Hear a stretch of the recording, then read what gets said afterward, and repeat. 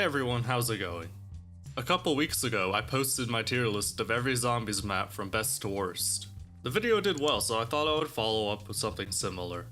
That is why today I'm going to be ranking each Zombies mode from each game from worst to best. Now before we get into the list, here's a couple of things to keep in mind. I'm only ranking the Treyarch modes because those are the only ones that I've played. If you like the modes from other developers, great, but we're not going to be talking about them here. Secondly, we're only looking at the Zombies mode, so things like multiplayer and campaign aren't going to affect my decision. Thirdly, just because I rate a game low on the list, or it's lower than another game, doesn't mean I dislike the game.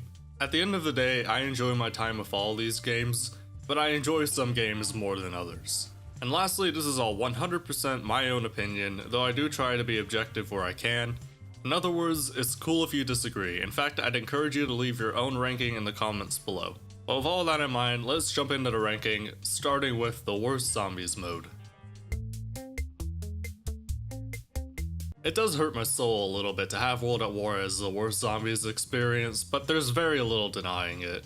World at War has not aged well since its release over 10 years ago. The game doesn't control super well and can feel very clunky at times. Glitches are rampant throughout all the Zombies maps, and age has allowed hackers to just infect the entire multiplayer. I would be shocked if I went into a public match and didn't automatically get D-ranked or boosted to 11th prestige level 65. One of the biggest issues with the game mode is that it didn't really know what it wanted to be yet. Zombies was more or less just a side thing that you could play when you got bored of the multiplayer. The game mode certainly has character, but most of the hallmarks of the game mode would be introduced in the original Black Ops. I do want to give World at War a bit of credit though. The game mode was scary for a lot of players, which is something we haven't had since, but I do think that has more to do with the age of the players playing it, more so than anything the game did itself. But it did leave a lasting impact on the player base, whether it was intended or not.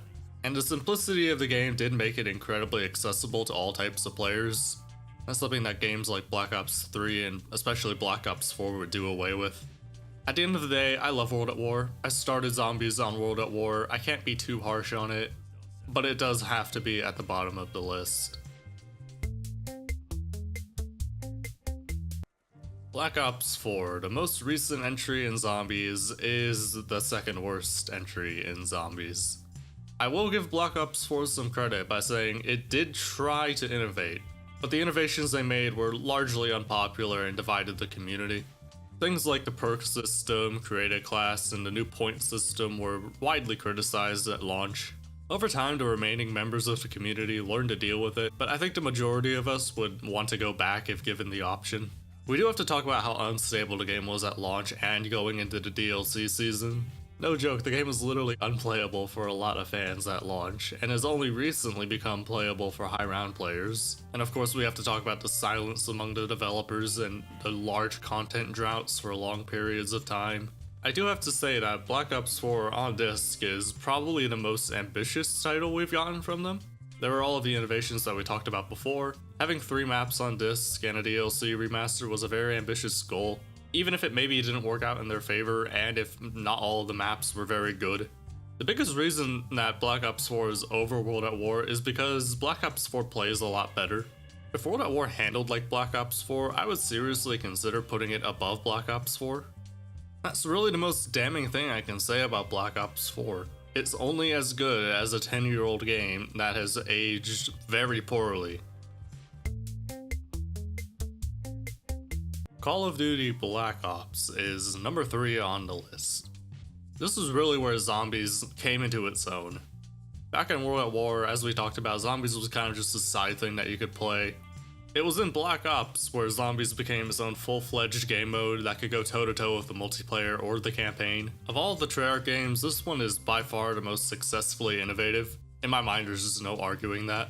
Some of the most successful innovations being a proper Easter egg in the maps, starting with Ascension, and really forwarding the story with those Easter eggs, expanding upon the perk system by having more than 4 perks in each map. The maps became a lot more complicated, but were still very accessible for the most part. We also got proper boss zombies beyond just dog rounds with things like the Pentagon Thief from 5 and George Romero from Call of the Dead. I will say, just the thing that bothers me is I don't think the map selection is very good. The map selection in Black Ops has some highlights like Kino, Ascension, 5, But it also has some awful maps like Moon, Shangri-La, and Call of the Dead. That's the most opinionated thing I'll say about the game. I know a lot of people love those maps and probably hate the ones that I mentioned.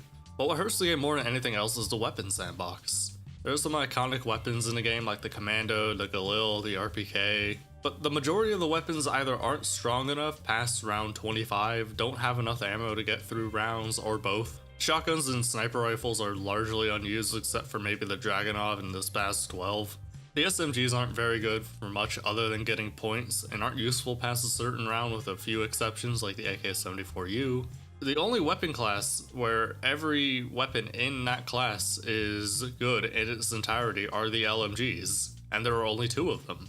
The lackluster sandbox results in players always using an LMG or a high-tiered assault rifle along with the map's wonder weapon or the upgraded starting pistol. And that obviously creates a real lack of variety in games and makes the maps progressively more and more repetitive. Overall, Black Ops was a very good launching point, very good time for zombies. All I can really say beyond that is it wasn't as good as the 2 games that came out afterward. Call of Duty Black Ops 2 is going to be my number 2 spot. The game admittedly started out pretty rough. When the best map on launch is a zombies version of Nuketown, then you got a problem. Transit was confirmed by the developer to be an unfinished map, and while some people liked it, the majority of the community really didn't like it. And it didn't help that Transit was followed up by Die Rise, a map that a lot of people also don't like. Though I will defend Die Rise by saying it fixed a lot of issues people had with Transit. But starting from DLC 2, Black Ops 2 really hit a stride with its maps. This is of course when Jason Blundell started taking over the creative direction for Zombies. Mob of the Dead was released and it became a fan favorite map. Then after that, Jimmy Zielinski released his final map, Buried.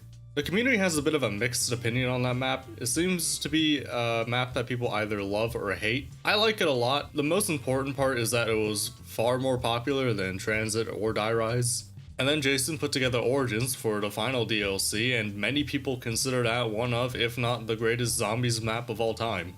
It's also worth noting that the team was fearlessly creative when making this game.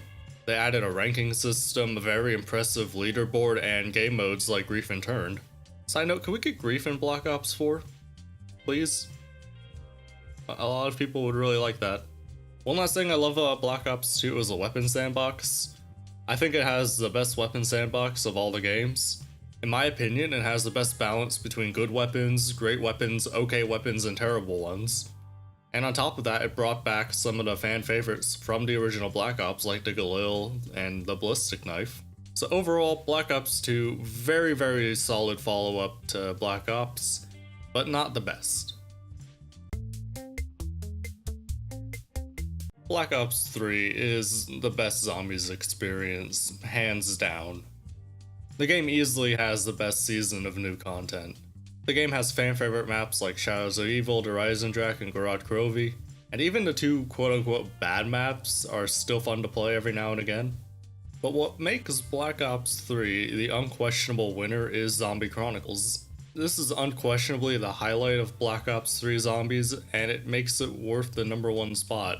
Zombie Chronicles probably doubled, if not tripled, the replay value Black Ops 3 had. There are some complaints that I thought I would just dispel quickly. The game is quite a bit easier compared to its predecessors, largely due to things like Gobblegums, Double Pack-a-Punch, specialist weapons, and the incredibly strong range of weapons each map offers. This never bothered me because I never looked at Zombies as a hard game. It's not like Dark Souls where the fun comes from the challenge of the game and overcoming that challenge. The fun comes from surviving and progressing through the rounds like a tower defense game, largely because Zombies was originally designed as a tower defense game. The Gobblegums did get really overpowered as the game went on. I can't really defend that outside of if you don't want them, don't use them. But I had just as much fun with the classic ones as the really overpowered ones, so they didn't affect my experience. But overall, I think the good undeniably outweighs the bad for the game.